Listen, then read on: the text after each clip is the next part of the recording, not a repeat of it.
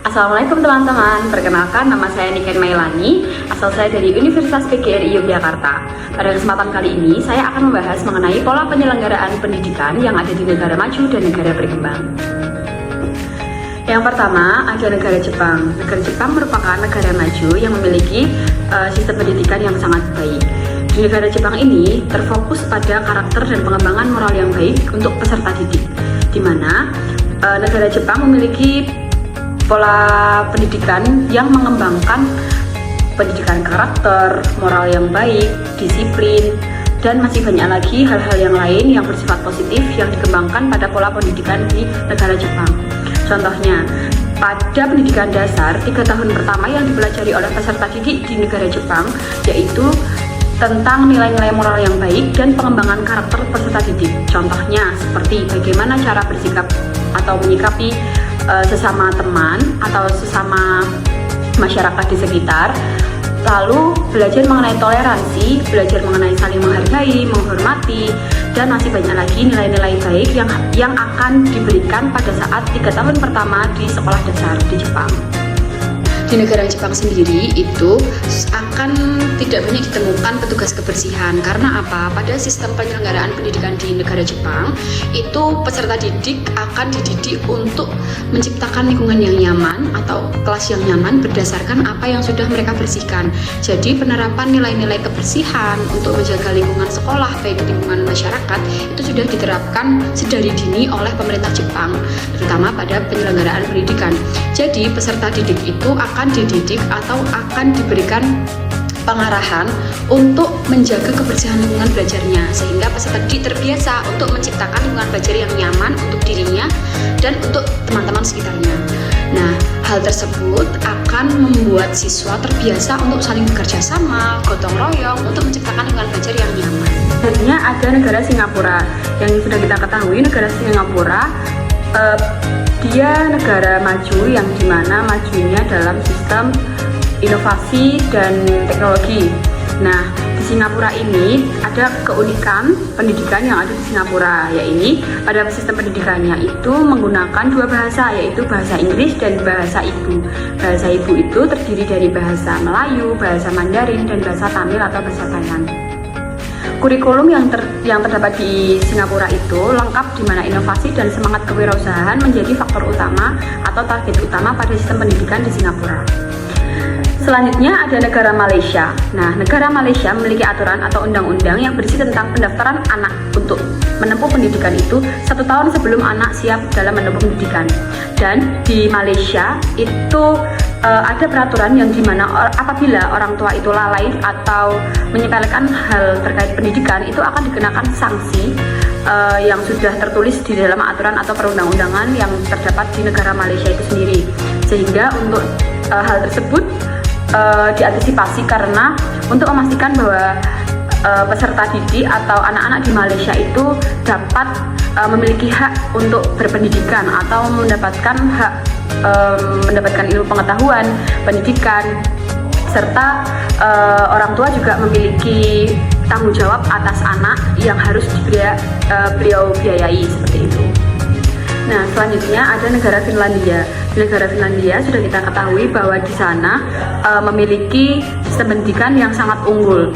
Nah, untuk melaksanakan pendidikan di Finlandia itu perlu batasan umur, ya ini 7 tahun. Jadi untuk melaksanakan pendidikan di negara Finlandia itu harus anak usia dini itu minimal harus 7 tahun. Karena apa?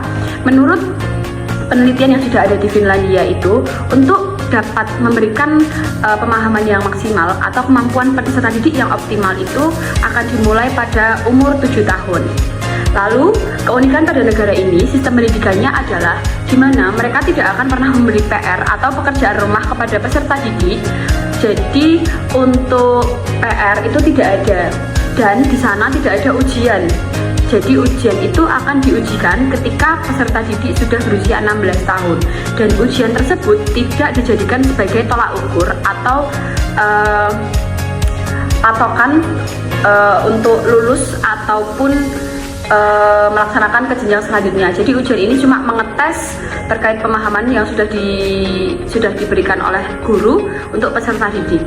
Selanjutnya di negara Finlandia ini karena mereka ini terfokus untuk pendidikan secara personal atau sesuai dengan kemampuan anak, di sana tidak ada ranking. Jadi untuk perankingan itu tidak ada dan akselerasi pun tidak ada. Jadi pelaksanaan sistem pendidikan di sana itu secara merata, tidak ada yang pintar atau tidak ada yang dikelompokkan menjadi orang-orang pintar semua. Itu tidak ada. Selanjutnya di sana akan juga ada beasiswa penuh. Jadi di negara Finlandia itu untuk biaya kebutuhan pendidikan itu sudah di-cover oleh pemerintah. Jadi untuk anak yang sudah akan menempuh pendidikan itu akan di-cover oleh pemerintah biaya pendidikannya dari sekolah dasar hingga ke perguruan tinggi kelak. Jadi negara Finlandia itu akan membantu mengembangkan potensi anak itu sendiri sesuai dengan kemampuan dan bakat minat anak itu sendiri. Sehingga negara Finlandia banyak dan termasuk dalam negara yang maju dengan sistem pendidikan yang sangat unggul. Negara selanjutnya adalah negara Iran. Negara Iran setelah revolusi Islam pada tahun 1979, di negara Iran sistem pendidikannya sudah sedikit dirubah yang sangat mendasar, yaitu sistem pendidikannya harus sesuai dengan prinsip-prinsip Islam dan dasar hukumnya dasar hukum Islam. Prioritas yang harus dilaksanakan untuk menjamin terdidiknya anak-anak di Iran itu harus sesuai dengan syariat Islam, dan besar harapannya supaya kelak akan menjadi generasi Islam yang berpotensi menjadi pemuda-pemuda atau generasi yang berkualitas sesuai dengan syariat Islam. Nah, upaya pendidikan yang didasarkan pada Al-Quran, tradisi Islam, dan konstitusi Republik Islam Iran sebagai dasar merumuskan suatu tujuan sarana pendidikan.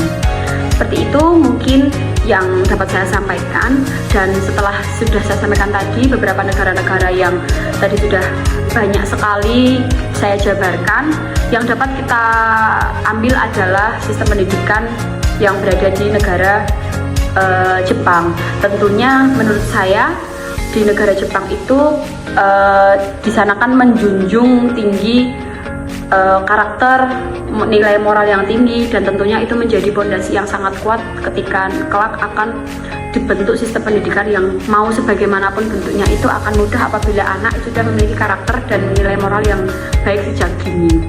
Namun perlu diperhatikan bahwasanya pada dasarnya dalam proses atau penerapan sistem pendidikan itu tentu harus mengecek dulu atau memberikan pertimbangan-pertimbangan terkait apa saja yang dapat diterapkan dan tidak, dan itu kembali lagi kepada adat istiadat, budaya, kepercayaan, dan undang-undang yang sudah berlaku di Indonesia itu sendiri. Jadi mungkin itu yang dapat saya sampaikan, kurang lebihnya mohon maaf. Terima kasih. Wassalamualaikum warahmatullahi wabarakatuh.